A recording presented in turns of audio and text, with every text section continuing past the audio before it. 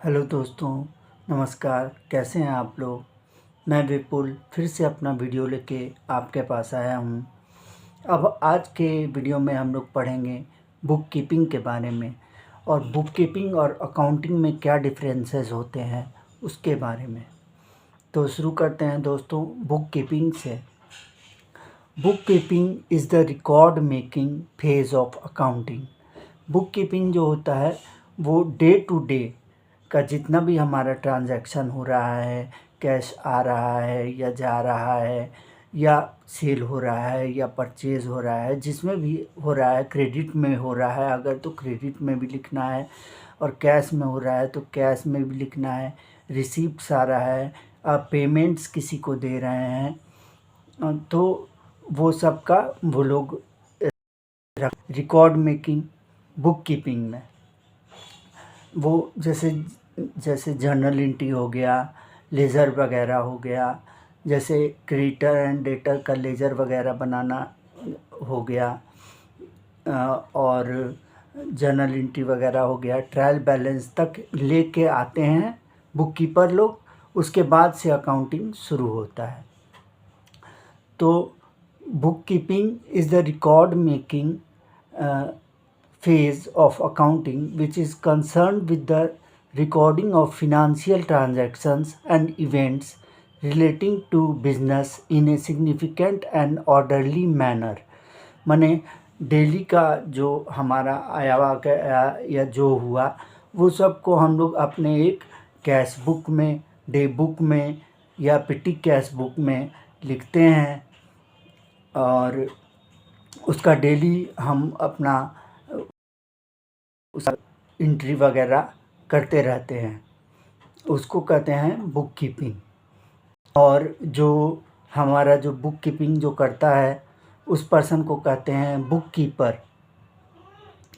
वो हमारे जितने भी जो एंट्रीज़ हैं करने का, लिखने का या किसी भी चीज़ का, वो अपना उनका दारोमदार रहता है, उन पे ये सब रहता है, उनका काम रहता है ये करना। तो बुक कीपिंग जो है ना वो should not be confuse with accounting. Accounting में कंफ्यूज्ड इसको नहीं करना है, क्योंकि book keeping is the recording phase. माने ये अपना छोटा मोटा रिकॉर्डिंग फेज़ है, मगर इसको भी बड़ा ही में रूप में लेना है दोस्तों, क्योंकि इसमें भी थोड़ा मोड़ा हेरा फेरी हुआ तो फिर फाइनेंशियल ट्रांजैक्शन जो हमारा जो बनाएंगे बाद में उसमें भी बहुत अफेक्ट पड़ सकता है दोस्तों। Book keeping is the recording while accounting is concerned with the summarized phase of the an accounting system। माने अकाउंटिंग जो है वो समराइज्ड फेज़ में होता है। जैसे कि हम लोग ट्रेडिंग अकाउंट बनाएं, फिर उसके बाद प्रॉफिट एंड लॉस अकाउंट बनाएं, बैलेंस शीट बनाएं, और भी बहुत सारे समराइज्ड अकाउंट्स वगैरह होते हैं वो बनाएं। तो सबसे पहले दोस्तों हम लोग अब जानते हैं कि बुक कीपिंग और अकाउंटिंग में क्या क्या डिफरेंसेस होते हैं। तो बुक कीपिंग में नंबर 1 लिए, it is the recording phase of an accounting system. माने कि बुक कीपिंग एक रिकॉर्डिंग माने शुरू का अपना रिकॉर्डिंग का फेज है, और अकाउंटिंग जो है it is a summarised phase of an accounting system. ये एक अकाउंटिंग जो है ये समराइज्ड फेज है। माने पूरा माने जो डाटा इन लोगों को दिया गया है वो सब को ये लोग अच्छा से चेक करके समराइज़ करके इसको छोटा बना के प्रॉफिट एंड लॉस अकाउंट करके, जैसे कि लॉस हमारा माने खर्च के और इनकम को अलग रख के, फिर उस पे नेट प्रॉफिट आता है दोस्तों। फिर नेट प्रॉफिट में दोस्तों हम अपना काम करते हैं दोस्तों, उससे फिर जो है दोस्तों,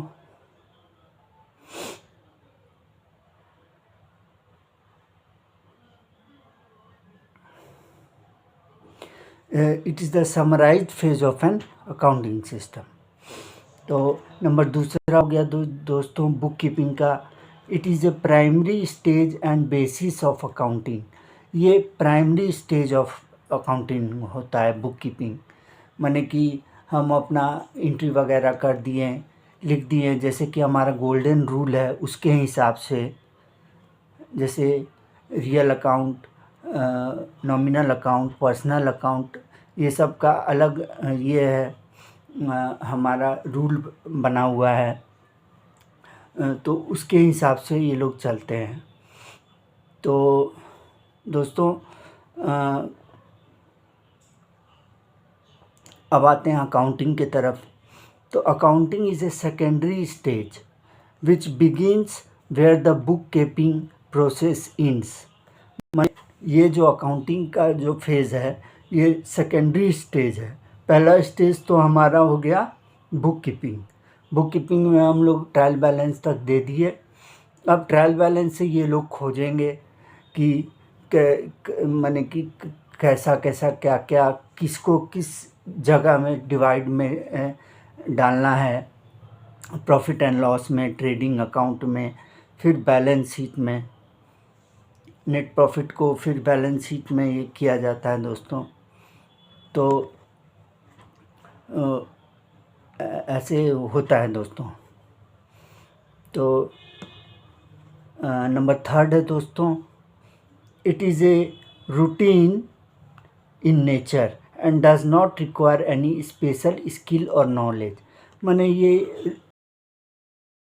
अपना जो आया अपना जनरल एंट्री में अपना पास करते गया।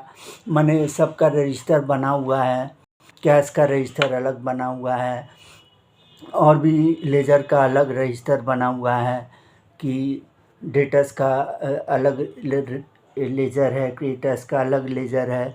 फिर रिसिप्ट्स और पेमेंट्स का भी पीटी कैश बुक में बना हुआ है कि माने कितना मेरे पास आया आज, माने इनकम हुआ और कितना माने एक्सपेंसेस हुआ। इनकम में हम मान लीजिए कुछ कमीशन के तौर पे आया, कुछ इंटरेस्ट के तौर पे आया, कुछ रेंट के तौर पे आया। और एक्सपेंसेस माने एक्सपेंसेस तो बहुत होते हैं दोस्तों, खर्चों के बारे में क्या कहना। तो पीटी एक्सपेंसेस को भी ये लोग करते हैं, जैसे कि डेली के छोटे मोटे एक्सपेंसेस, यानी कि दूध आया माने या मेहमानों के लिए स्नैक्स आया या और भी कुछ आया, एम्प्लॉइज़ों के लिए कुछ आ गया, समोसा वगैरह या स्नैक्स, टी वगैरह, तो उसको सबको भी लेके चलते हैं दोस्तों।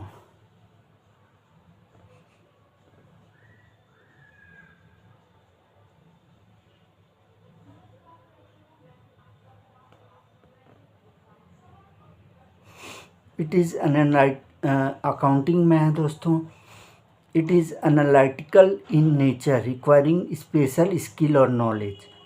तो इसके लिए स्पेशल स्किल चाहिए, अकाउंटेंट को होना ज़रूरी है अकाउंटिंग के लिए।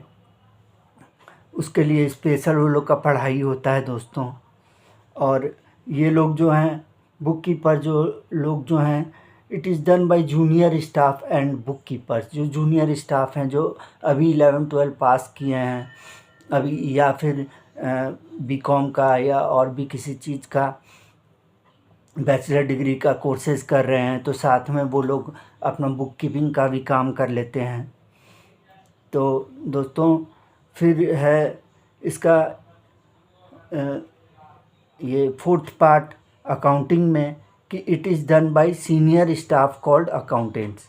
ये सब सीनियर स्टाफ का काम है, अकाउंटेंट्स का काम है। नंबर 5 है दोस्तों बुक कीपिंग में, it does not give the complete picture of the financial conditions of the business unit.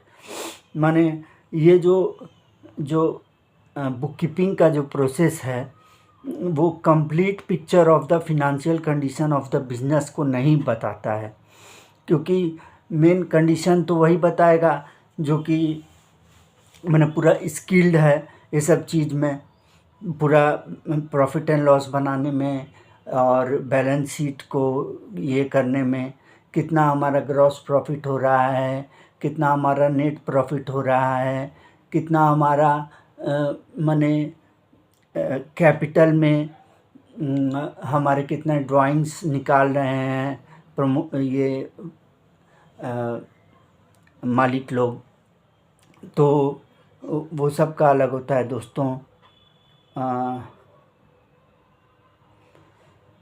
तो अब अकाउंटिंग में आए 5th पार्ट में, तो it gives the complete financial condition of the business unit, माने कि ये पूरा कंप्लीट देता है financial condition of the business, कि कैसा हमारा कंपनी चल रहा है, क्या हमारा ये असेट्स का हमारा कैसा वैल्यू है, लायबिलिटीज़ का हमारा कैसा वैल्यू है, दोनों का मैच कर रहा है कि नहीं बैलेंस, क्योंकि assets is equal to liabilities दोस्तों। तो आज के लिए थैंक यू दोस्तों, फिर अगले वीडियो में मिलते हैं। धन्यवाद। लाइक कीजिए, सब्सक्राइब कीजिए, कमेंट कीजिए, शेयर कीजिए, जो आपका मन करता है कीजिए दोस्तों। Thank you.